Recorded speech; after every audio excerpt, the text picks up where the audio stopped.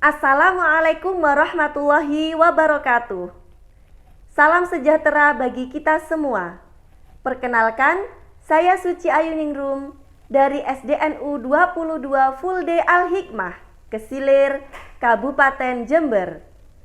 Pada kesempatan kali ini, saya akan menjelaskan seputar kurikulum merdeka. Mengapa kurikulum harus berubah? Apa itu kurikulum merdeka? Kurikulum merdeka adalah kurikulum dengan pembelajaran yang beragam. Kurikulum merdeka berfokus pada konten-konten yang esensial agar peserta didik memiliki cukup waktu untuk mendalami konsep dan menguatkan kompetensi. Mengapa kita memerlukan kurikulum merdeka? Berbagai studi nasional maupun internasional menunjukkan bahwa Indonesia telah mengalami krisis pembelajaran yang cukup lama. Studi-studi tersebut menunjukkan bahwa banyak dari anak-anak Indonesia yang tidak mampu memahami bacaan sederhana atau menerapkan konsep-konsep matematika dasar. Maka, untuk itulah Kemendikbudristek mengembangkan kurikulum merdeka sebagai bagian penting dalam upaya memulihkan pembelajaran dari krisis yang sudah lama kita alami.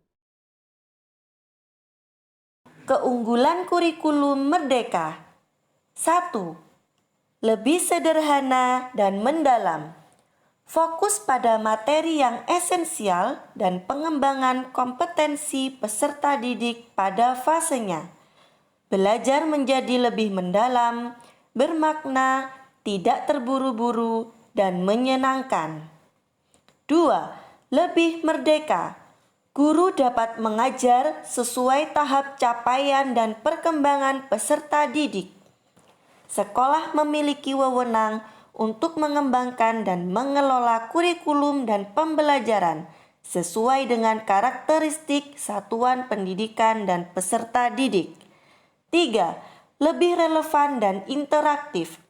Pembelajaran melalui kegiatan proyek memberikan kesempatan lebih luas kepada peserta didik untuk secara aktif mengeksplorasi isu-isu aktual, misalnya isu lingkungan, kesehatan, dan lainnya untuk mendukung pengembangan karakter dan kompetensi profil pelajar Pancasila.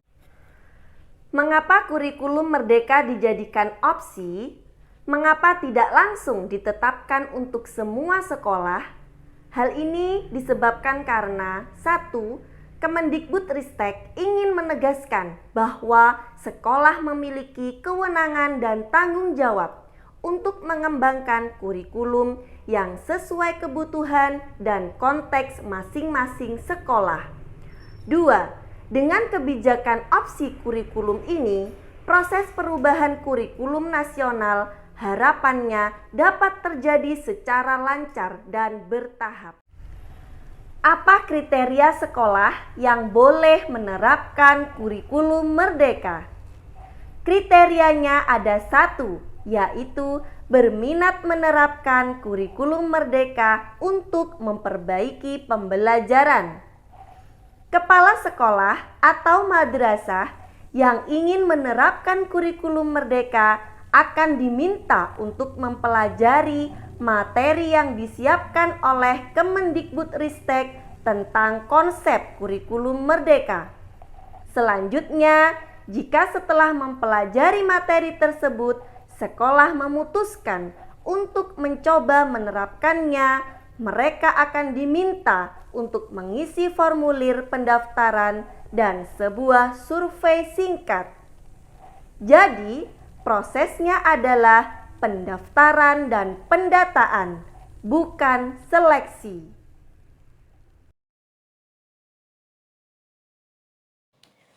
Bagaimana bentuk struktur kurikulum SD atau MI dalam penerapan kurikulum merdeka? Struktur kurikulum SD atau MI dibagi menjadi 3 fase. Fase A untuk kelas 1 dan kelas 2, fase B untuk kelas 3 dan kelas 4, fase C untuk kelas 5 dan kelas 6. Satuan pendidikan SD atau MI dapat mengorganisasikan muatan pembelajaran menggunakan pendekatan mata pelajaran atau tematik. Proporsi beban belajar di SD atau MI terbagi menjadi dua, yaitu pembelajaran intrakurikuler serta proyek penguatan profil pelajar Pancasila. Demikian penjelasan saya mengenai serba-serbi kurikulum Merdeka. Semoga bermanfaat bagi Bapak Ibu Guru. Wassalamualaikum warahmatullahi wabarakatuh.